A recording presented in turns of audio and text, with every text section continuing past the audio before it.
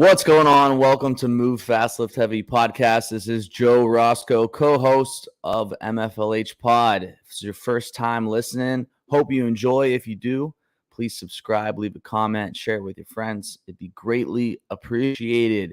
If you haven't followed us on the Instagram, go to @MoveFastLiftHeavy. You can follow along with our newest drop on apparel and what we have going on with our online training programs led by founder Christian Harris. Speaking of Christian Harris, co-host, CEO, founder, all the things of MFLH. Before we bring him on, just want to personally congratulate CH and Team MFLH for being the 8th fittest team in all the world. So let's bring him on.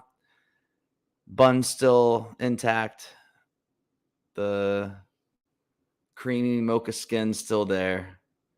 And a pull-up bar randomly hanging on some decor in his wall is also there. So welcome, Christian Harris. Hey, what's up, bro? I love that pull-up bar always making an appearance back there. Yeah, right.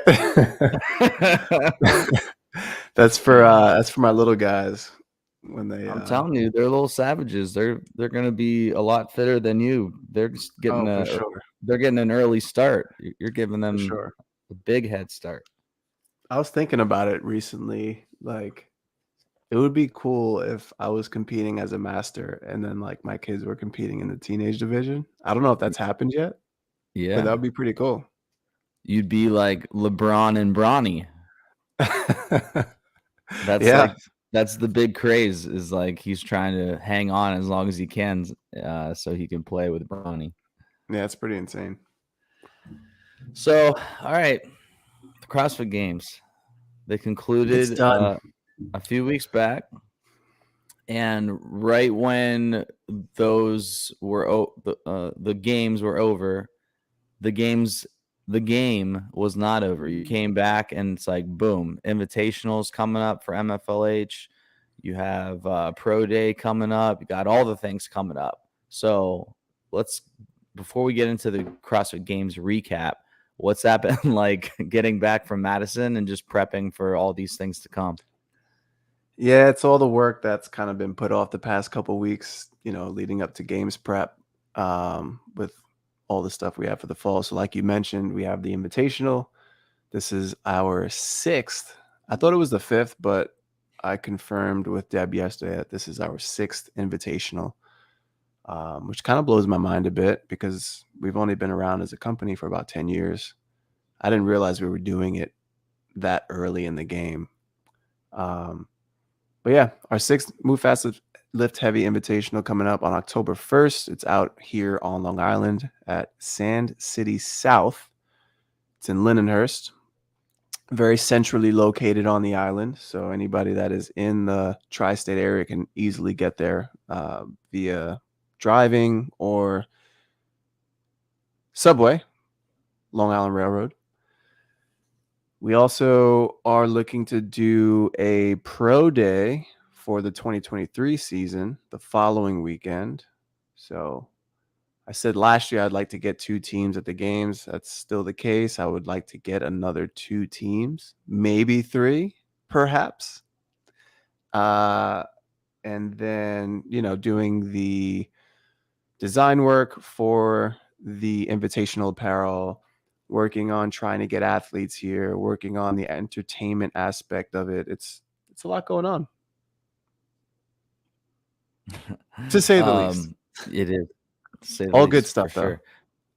For those they're not familiar with the MFLH Invitational, can you break down what that is for us? Yeah, so the Invitational started in its first year as kind of just getting some friends together and throwing down in front of our local gym and, our affiliate. And we did a 1-rep max snatch. We did a 1-rep max clean and jerk.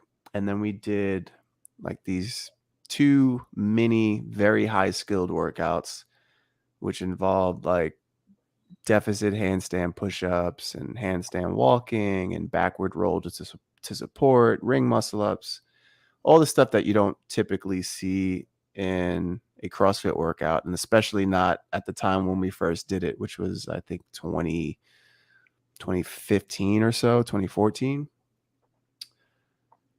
It started to evolve a bit.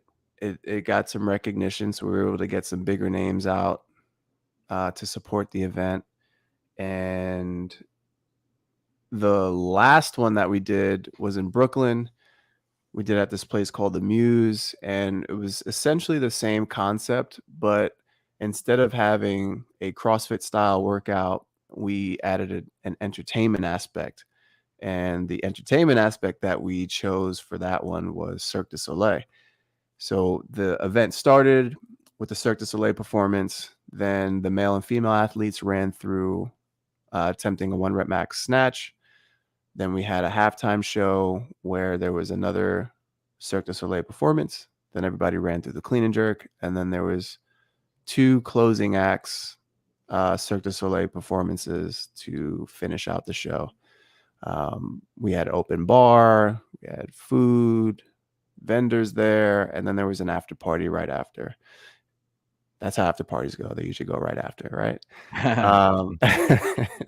And we're planning on doing the same type of things, a slightly different entertainment aspect for the upcoming year. But that's a surprise. We'll keep that under wraps for now. Until then, you guys can buy a VIP ticket if you're interested in coming out. That would get you open bar for 2 hours. You get a free tour shirt from this year's invitational. You get a food truck ticket, and you get prime seating to watch the spectacle. There's also general admission tickets, which gets you none of that, but it's free. And then there's an opportunity for you, the listener, to, or whoever, it's an opportunity for you to lift with us, myself and the invited athletes at the invitational. So there's an online qualifier. Basically, you're going to max out your snatch and clean and jerk. There's 2 categories. So just because you don't lift the most doesn't mean that you don't have an opportunity to win. There is an overall winner for the male and female, so those who lift the most weight, but then there's also the pound for pound winners, those that lift the most for their body weight. So 4 potential athletes to lift with the rest of the crew at the invitational. All right, it's exciting. If I wasn't there running around helping, I just love the chance to throw my hat in the ring to lift alongside of I am Chris Harris. I mean, why not? I am Chris Harris. No, for real. And I was at the invitational the last time we threw it, which I guess was before the world ended. Is that correct? Yep. Yeah. 2019. So, yeah, it was an awesome time. Definitely looking forward to that coming up October the 1st. All right, let's jump into the CrossFit Games. So we collected ourselves a bit in the midst of all this other stuff going on. But have we? Here, right? Have we? I am Chris Harris. Have we? Let's jump into the first event. We'll just breeze through these, and anyone that you want to take a little bit more time on, we can. Yep.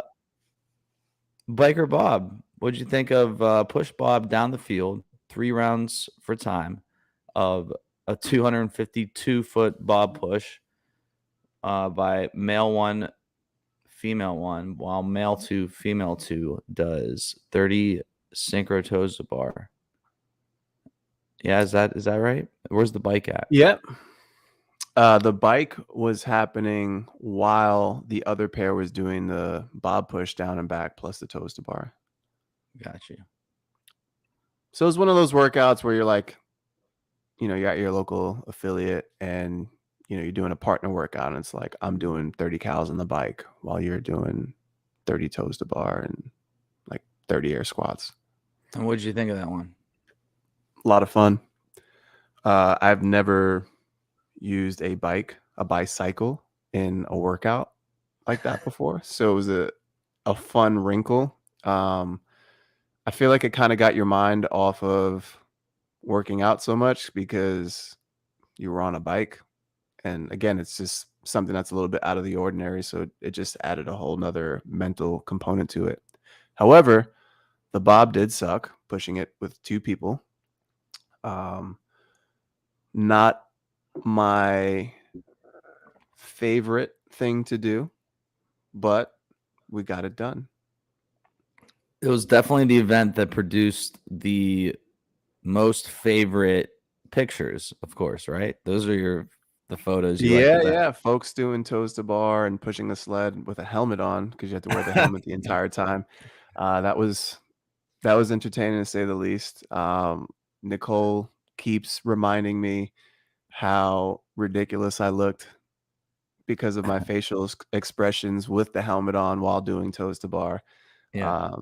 It made her laugh mid-workout while we're like syncing up doing toes to bar. So that's pretty funny. Let's fast forward on that. There was actually a bit of controversy with that workout. Oh yeah, please share. On the individual side because of forgetting laps, but on the team side, because there was 2 heats to that event and we were in the first heat. I'm still not sure how we got seated in the first heat, being a podium finisher, but that's another conversation. The first heat went, and as we're walking off the field, it starts raining. So then there's a bit of a delay, and then the second heat goes. I don't know how true this is, but apparently the bob was a bit easier to push because it was sliding easier on the turf. Don't know how true that is. I'll never know, but just wanted to throw that little wrinkle out there. We'll never know. We'll just know that not one team from the first heat beat any team from the second heat. Like, not even close. Not even close. All right, moving on. Pegs and P-bars. One of the more exciting events of the weekend for you all. Yeah, for sure. Anytime that you can win your heat, that's always a good feeling. And not only to win our heat, but be one of 3 teams that actually finished the workout. That's pretty fun, you know? Yeah. We've done a ton of work with the pegboard over the season, a lot of worm work over the season, and it kind of paid off there. We did a ton of synchro burpee work. You know, I personally am proud of the progress that I've made in burpees. Burpees were one of the movements that, you know, back in 2012 when we had to do 7 minutes of burpees, that was like a really bad event for me. And I feel like anytime we've had burpees in, you know, from the open through these stages of the season, we've always excelled in those events. So I'm pretty proud of that. Nice. All right. Going on to strong. So one female did the 2-part max event. Yeah. max jerk. One female did the max front squat, and then same for the guys. Then you went into a 1,600 meter run, aka a mile, as a team, and then 2 had to immediately go into another mile while the other 2 rested, and then finished out with that mile run. I think we got. I'm just gonna play this for a second here. Let's see if this comes through. I know this guy. I think he's just getting ready. What was it like down the field? Was it hot that weekend? Depending on the day, what was the weather like? It was always hot on the field. There was just different layers of hot. But you know, we prepped the past 4 weeks outside. We did a lot of our training outside, and it also happened to be a heat wave in New York at the time. So it felt the same, if not maybe a little bit better. You know, there wasn't much humidity there, which was nice. Okay, there you were hitting that 315. We talked a little bit about how you went about selecting your weights. For those that you know, love to hear the behind the scenes talk of competing, what was your mindset picking those weights going into that event? Yeah. So, one of the tough things about the event is you only have 2 lifts to complete. So these really need to be numbers that are like, you're hitting it. And based off of what happened to me in semifinals, I missed the bonus bar at semis on the snatch. And because of that miss, we potentially could have won that event. So my head going into, this strong event, I wanted to play it a touch more conservative and hit numbers that I know that I could. The other thing is jerks leading up to the games wasn't strong for me. It wasn't looking good. The heaviest jerk that I hit up until that point was about 335. So in my head, I'm like 315. If it feels good, then maybe go 325, 335. And that's what I did. But after doing it, 335 felt so easy. I don't know if it was because of the adrenaline and everything that pumps you up being in a competition atmosphere. I feel like there was at least another 20 pounds in the tank. Yeah, it Should looks have warmed smooth. up a bit more. Looks smooth. And then speaking of looking smooth, how did the run look for you afterwards? Were you feeling smooth? Tell us a little bit of that run experience. Yeah, so the way we selected that, Nicole is our best runner, and Will and I are pretty comparable on the run, but I think having to do more running in a bigger chunk at a time is better suited for myself. So we all four hit the run. Then Nicole and I left Will and Winter. We hit that second run and then left Will and Winter to hit the last run. And the run felt fine up until about a third into the second run. My legs just felt really heavy, and Nicole pretty much dragged me for the rest of that second mile. I mean, I'm lucky there was a rope attached. Was she so she wasn't taking it lightly on you. She was like, "Let's go." No, Sometimes nor should she have. right. I don't know, sometimes Nicole, like, I didn't know if she's like, "Are you okay?" Or if she was like, "Let's effing go, pick it up." No, I was pretty quiet and just let her do her thing, and whatever pace she was trying to hold, I just did my best to keep up. Yeah. All right. Into day 3, muscle pig. We got 4 rounds for time, 10 synchro muscle ups, 10 pig flips. So one of my favorite to watch you all do. It was pretty exciting to watch you battle through that. So chat us through those 10 synchro muscle ups. Were you able to go unbroken every round? It was pretty close. Maybe towards the end you had to break them up. So we didn't do the muscle ups unbroken, 5 like and all 5. 10 in a row. Yeah, we I broke just it up remember 5 and 5. Sorry to interrupt you. I just remember being impressed about your consistency throughout the workout on those sets. It was nice. Yep. Yeah, it felt really good being out there. We did a ton of synchro ring muscle up work with pairs and all 4, so wasn't anything that we weren't used to. It was kind of just feeling out the long straps. You almost had to pause at the top for a bit. 1, because you needed to make sure all 4 were in sync, but 2, just physics of having the longer straps like that. So Right. it was a lot of fun. We broke it up. We did sets of 5. We did that for all 4 rounds, except for the last round. We did 5 or maybe 4, 3, 2, something like that. But they were pretty smooth the entire time. Cool. The pig was way harder than I thought it was going to be, but we were able to move that pretty efficiently, Will and I. Winter, it was like picking up a textbook and flipping it over. And Nicole did her best. Like, she knew going into it that that wasn't going to be her strongest, movement for that workout, but she handled her own there. And I think we took a 5th or 6th in that event. Yeah. It was a lot of fun. Like, just being out there and like racing against Mayhem and Invictus and Reykjavik and that. And there was like a lot of back and forth. So it was exciting being a part of that race. So yeah. Nice. Okay, Handstand Machine. This was kind of a big asterisk workout within the weekend for a lot of different reasons. So 2 rounds of time, 40 echo bike calories, 15 block handstand push-ups where we all saw everyone. You all were facing the wall on that. 30 echo bike calorie, 20 block handstand push-up, 500-meter row, while the other couple is doing a handstand hold.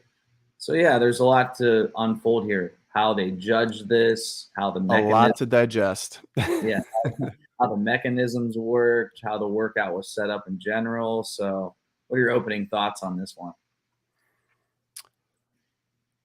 Opening thoughts is I thought we would do better than we did. You know, the echo bike, seeing that in there for the first time and the weekend, and you know, a big chunk of calories like that again, like, I'm okay on the bike. It's not something I like, but having to open up with that 40 was a lot of fun, to say the least.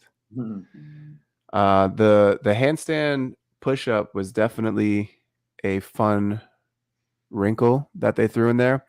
Really exposes you if you don't do your handstand push-ups with proper pressing mechanics. So if we, you know, talk about this from like a training standpoint, watching athletes in a gym and things like that, a lot of athletes will put their head between their hands. And what that does is it makes your elbows flare out. And when that happens, it makes it hard to press up. So now you take those same bad pressing mechanics and you have to do it off of a block like that. It would really expose you. So I really like that wrinkle of having the block handstand push-up, because it really forces you into the proper pressing position that you should be in when you're doing handstand push-ups. So that was pretty cool. What wasn't cool is how tough they are. By round 2, things kind of hit the fan for us in round 2 for Will and I. And how about that combined rowing mechanism? How was that? That was interesting. So with that, the contraption attaches both rowers together. So as you're doing your row strokes, both rowers will actually move forward and back, similar to being on the water. So what happens is if you both pull together, your stroke rate and, you know, you're maintaining the same stroke rate, your pace will be a lot faster than if you guys are rowing in different sinks. And the first set, I believe Will and I held about a 138, which is a lot faster than we wanted to go. But I think it's because we were really in unison. It didn't feel like we were rowing that fast, but I think just, you know, the power that we were both putting into it and being in unison, it just keeps that pace much faster. The second round, being under fatigue, I felt like I was rowing maybe a 130 pace and we were holding like 155 to 2 minutes. And that is definitely because we were way off sync. So it's an interesting apparatus. I would like to get those one day for the gym.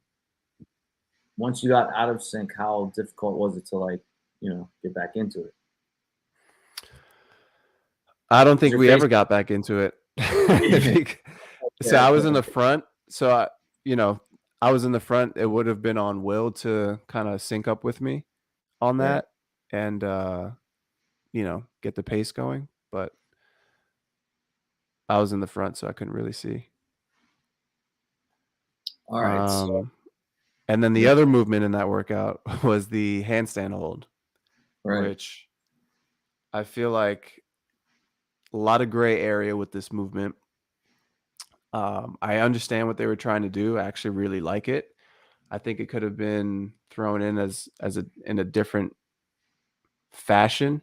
So essentially, you had to row 500 meters while one of the teammates was holding a handstand, and as long as one partner kicked up before the other partner's feet came down, it was okay to kind of like volley upside down and kicking up into a handstand. So that just comes down to the judge's discretion at that point. If somebody did come down, the judge that was by the rowers would tell the rowers to put the handles back in the cradle, stop rowing, and then once the other teammates kicked back up, then you could pick the handle up and then keep going. So there's like a lot of communication back and forth, and just a lot. Yeah, the only thing was like by the time the person on the handstand hold got no rep, communicated that, then the rower judge told you to stop. The handstand person had already kicked up into their next attempt. So there's Right. oh, you got to stop. Oh, wait, screw it. Never mind. They already kicked up again.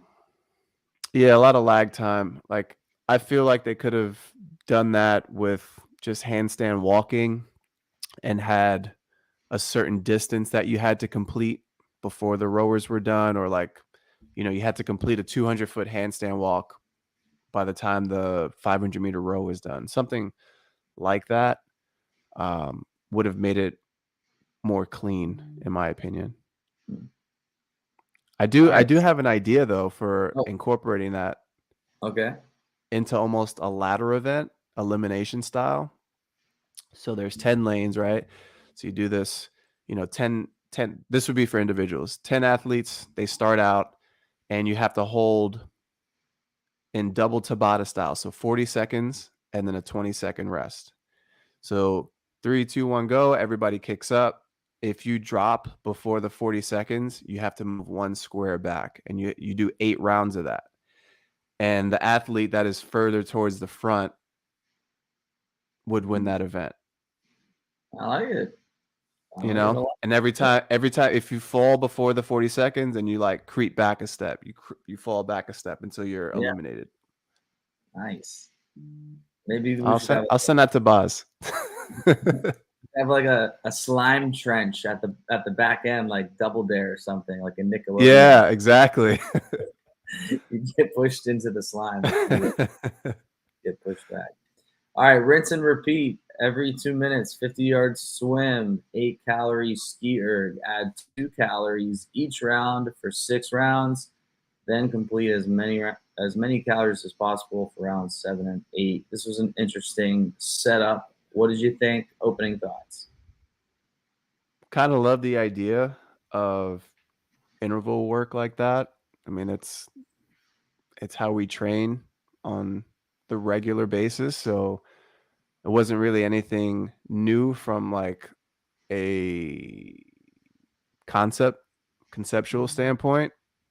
But having the ski with the swim, most people don't have access to using an erg at a pool or using any fancy equipment at a pool anyway.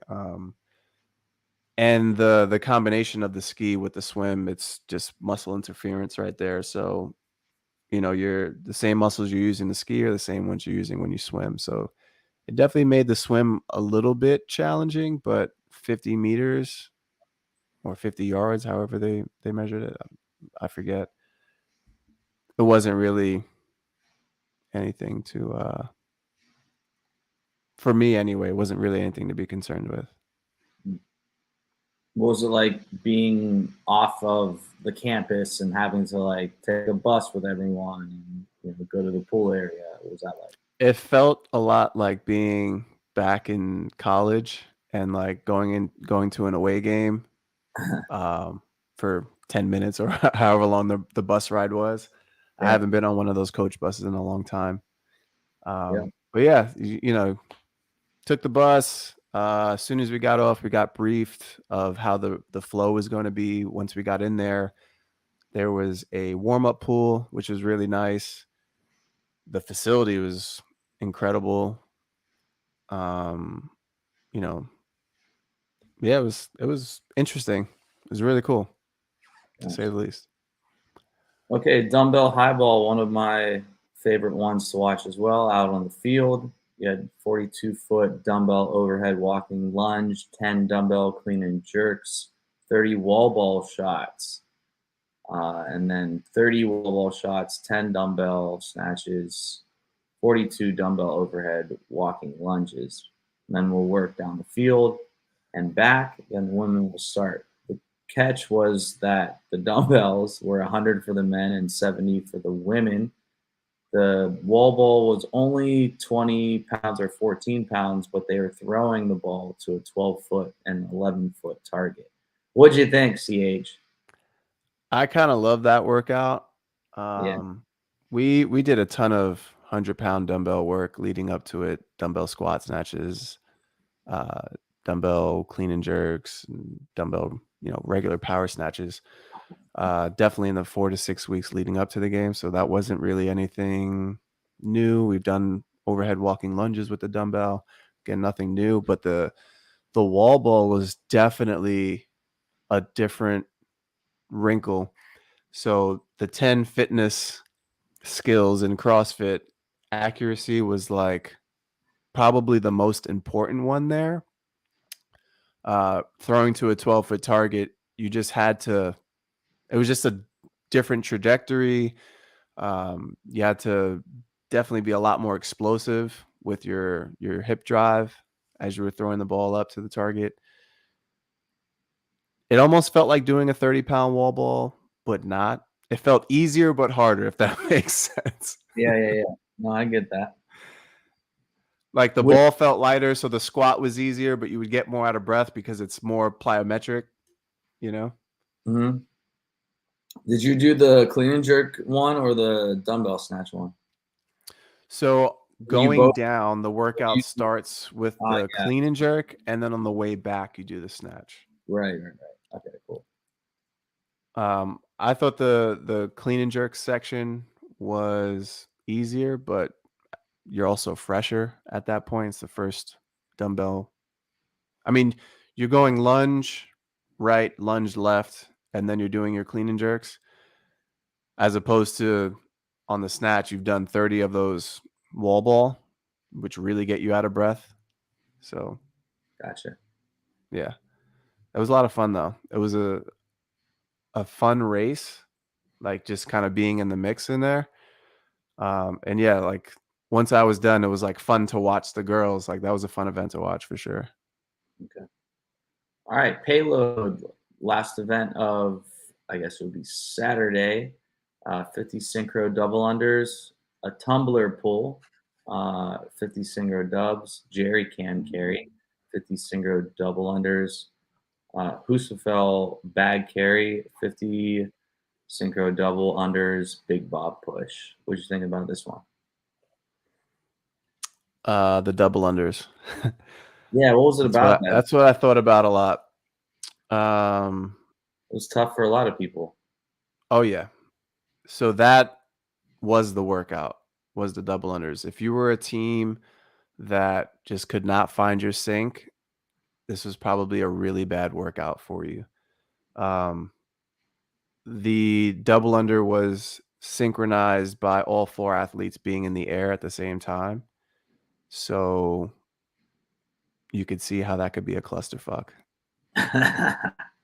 Because one of the challenging things with judging in double unders to begin with is counting the reps. Right. So now you add 4 or 3 additional jumpers into the mix. Like if you don't have that attention span to count double unders to begin with, like that could be a nightmare. Right. But luckily, after the first round, we kind of got all the kinks out and we were pretty smooth the rest of the workout, which made everything else pretty simple. Like what was the first thing? The tumbler. That was challenging, but it was in the beginning of the workout. It almost felt like pushing the bob, but it was pulling. So it's slightly different, same but different. Then we had the jerry can carry, which was 100 pounds for the guys, 70 pounds for the ladies in each hand. We've been doing 150-pound kettlebells and 106-pound kettlebells for the girls. So that wasn't really anything. Plus the handles, they're almost like they're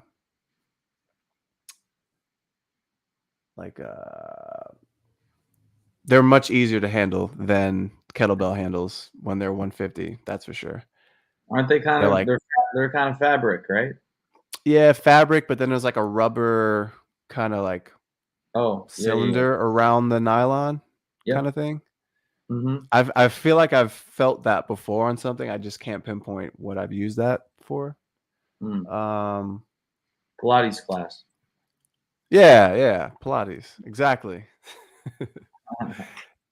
And then the Husafel bag was tougher for people to pick up because it's very top heavy.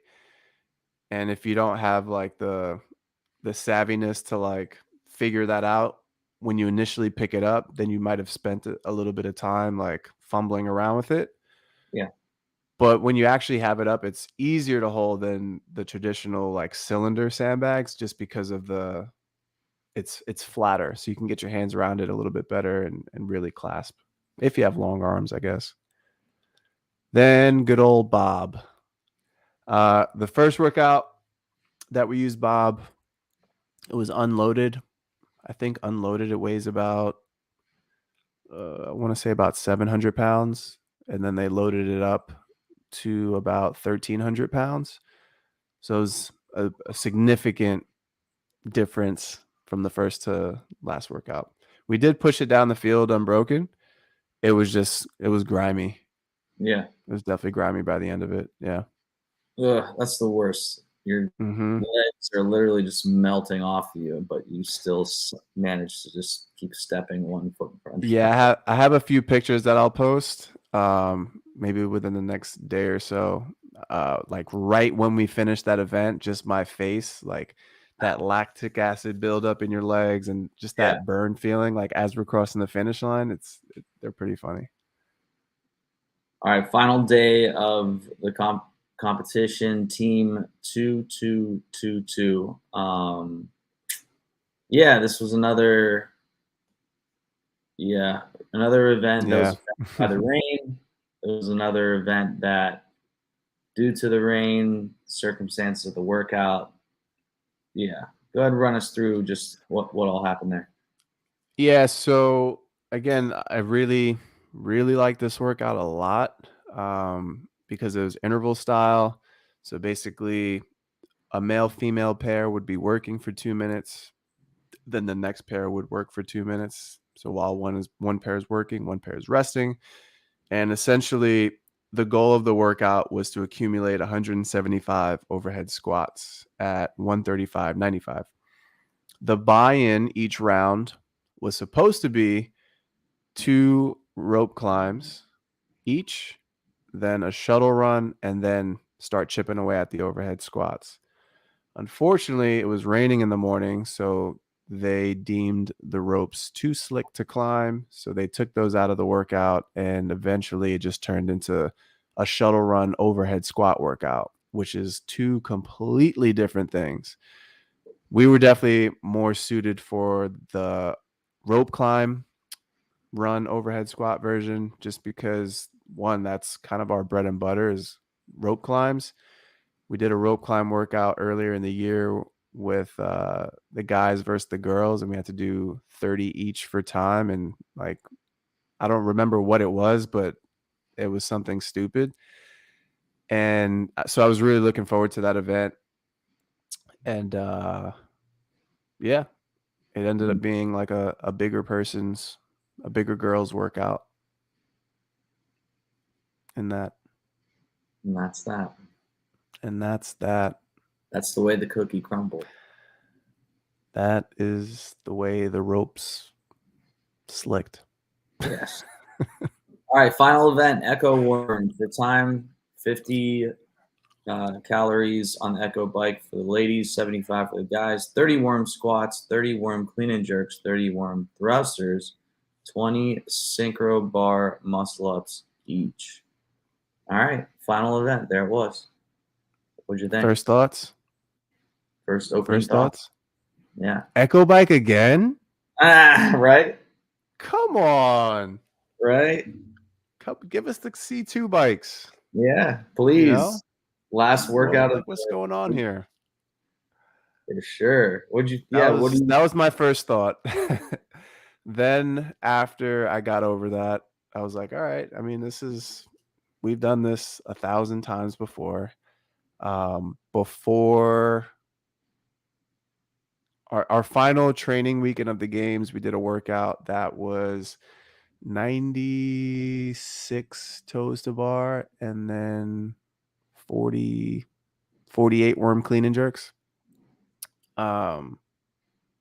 So, and we practiced it in like, moving forward every certain number of reps or whatever. So we were very used to that concept of having a lot of worm reps to do.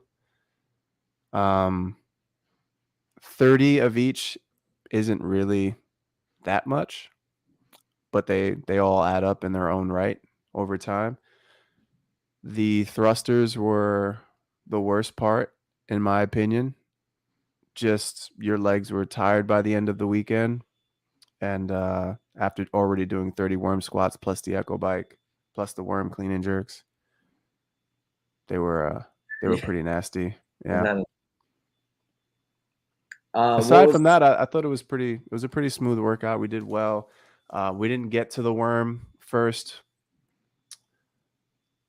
that's for sure, but we did make up a lot of ground when we got to the worm clean and jerks, even though it felt like we were moving pretty slow. You were steady. You were steady. And it was all right.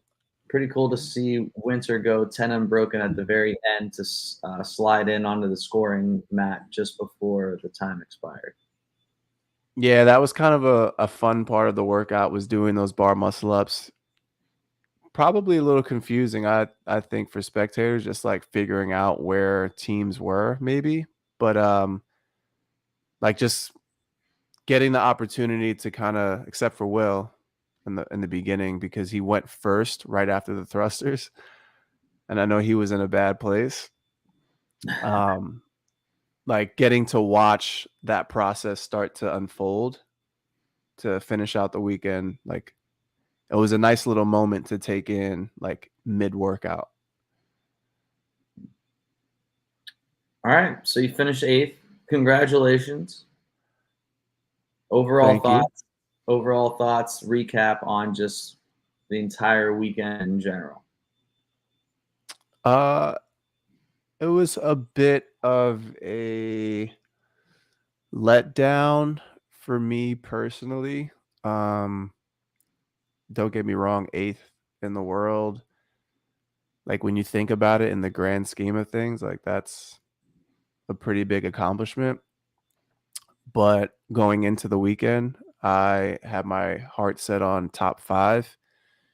And Saturday morning after the swim event, I knew mathematically it would be impossible to climb back and get into that top 5.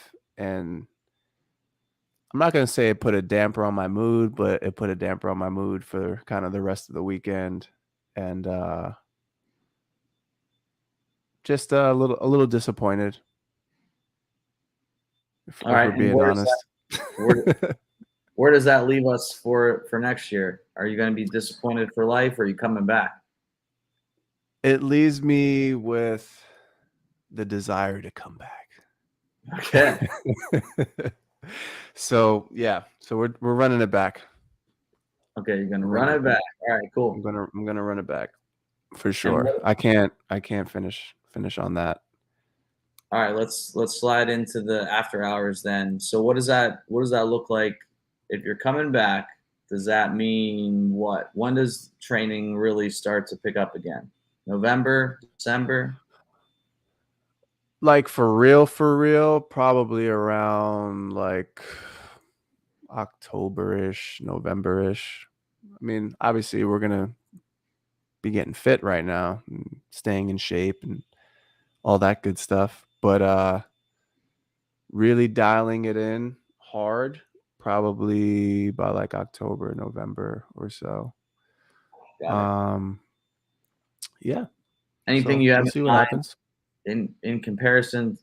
I'm hoping our season will be similar. No, like as far as there's no big changes to the calendar coming up. Is that correct?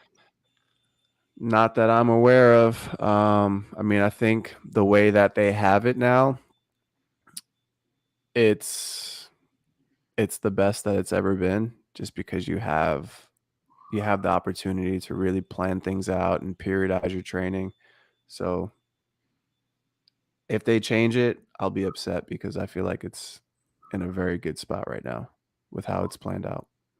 All right, so I asked that because if it is a repeat, then did you like how your programming panned out this past season, or do you have any changes in mind of how you would lay things out as we approach a new CrossFit Game season? That's a great question, and I am extremely happy with how the programming and the preparation paid off. I felt like we were primed for each phase of the season, going from the open to quarters and then semis into the games. There were some weekends, especially during game season, where I feel like we were training for like 6 hours, 7 hours at a time. And we were definitely feeling beat up. I know I was feeling beat up, but once we got there, like the deload week and then leading into the games, like felt fine, felt great. Wasn't sore at all until the last day. So All yeah, right, so the training works. The program works. What do you think? You're going to copy paste? What are you going to do? Is it going to be copy paste some concepts, with obviously knowing that what we did this past year, like there's some things that need to be emphasized a bit more, such as your higher skill gymnastics, like the parallettes, your press to handstands, get more touches on there throughout the season, not just a week before. Maybe spend some more time doing those block handstand push-ups. We in the programming, we did a lot of that, not off of a block, but wall facing handstand push-ups. Kind of do that early in the season just to get the handstand push-ups volumized for the rest of the season, we'll say. What else? What other high skilled things? I mean, they talk about it in the 100 Words of Fitness. Boz is an OG, man. So he's always looking at like your classic CrossFit type stuff. So you gotta be throwing in some benchmark girls in there. You gotta be doing the classic CrossFit style stuff. So same but different. Same but different. Same but different. How about throwing? Is Boz going to bring back the softball toss? I feel like you get that with the 12-foot wall ball. You get a little bit of throwing. Well, what we call that throwing? I actually thought they might do like a sandbag toss, like a sandbag with a handle on it and kind of like tossing it over the top. Yeah. We did something similar to that at Filthy 150. They had it was a 150 sandbag, but you had to like throw it over your shoulder when you leaned back, and you had to do that for distance. And that was coupled with the assault bike or something like that, or echo bike or whatever it was. That'd be fun to watch, not fun to do. Definitely wasn't fun to do. But yeah, it was pretty cool to see how far people were launching 150 sandbags over their shoulders. All right, Christian Harris, congratulations. Thank you, sir. Job's not done. Job's never done. Or I think it says finished. Job's not finished. Job finished? Job's not done. Job's not done. Kobe Bryant. That's yeah. I'm waiting for a smile out of you. You're up 3-0. What's the matter? Are you mad? Job finished. Me? No, but you're up 3-0. Job's not good. Because it's not. We always working. Always working. All right, so recapping, we have the Invitational October the 1st. We also have an online qualifier for it going on right now, so you can head on over to the website and throw your hat into the ring, whether that's as a spectator or a competitor. Christian, anything else that I'm missing out on? No, be on the lookout for our next drop. What's today? 25th. Should be next week, I believe. Our September drop is coming out. We've got some good looking stuff there. You're gonna see some stuff that we've done in the past, but just different colorways, which would be pretty cool. One of my favorites, you're gonna see the No Smoke tee come back in a bread colorway, black and red, baby. Also want to give a shout out to some of the athletes that are confirmed so far for the Invitational. On the men's side, we have Blaine McConnell, who threw up some pretty substantial weight last time. He was the heaviest male lifter from the poundage that he threw up standpoint. He is a former CrossFit Games team athlete as well as bobsled athlete. Will Carter, you might know him as Willie Boy, my teammate. Yeah. Matt DeLugos, one of the younger athletes in the field. He was at Granite Games this past year. He, I believe, won the quarterfinals row burpee box jump over power snatch workout. Kid can move a lot of weight. Got an opportunity to meet him at the MAC a few years ago, my last individual comp. Easy Muhammad, I think everybody's pretty familiar with Easy. So he'll be there. He's been at our past one. I think he was at our third Invitational. And that's what we have on the men's side so far. On the ladies' side, we have Kelsey Keel. She's been at, this will be her third Move Fast Lift Heavy Invitational. She was on CrossFit OBA. She moves a lot of weight. She's fun to watch. Jess Franklin, she was at our previous Invitational as well. Fellow RP athlete, moves a lot of weight. She's been at nationals, I believe. I forget her weight class, but she's fun to watch. She moves really well. We've got Winnie, you might know her as Winter Rodriguez, Winnie girl. She's on my team, obviously. Lit. She's from Gorgon City, and I'm excited to see her throw down in her first Move Fast Lift Heavy Invitational. Christine Middleton, Zioli, she, I believe, has the record for the most or the heaviest clean and jerk recorded in a CrossFit competition from last year at Granite Games. I don't remember what she did, but I do know that she cleans 315 or maybe more, maybe 325. So yeah, that's going to be fun to watch in person. Nicole Rago, formerly known as Nicole Caperso, former CrossFit Games athlete, former college hoop player, recent mom of 2. She is making her first appearance back to the Invitational since, as a competitor or as a lifter, since the first one, I believe, first or second one. So yeah, I'm excited to see her back in action. And then good old KB, Christine Best, hometown hero. Excited to have her at her first Invitational. That's going to be fun to watch. She always brings a lot of energy and good vibes. So it's going to be a good time. That's all we have so far on the female side. Looking for some more. You could be a part of the action. Just hit the online qualifier. All right. Sounds good, my friend. Good to get back into this. Looking forward to man.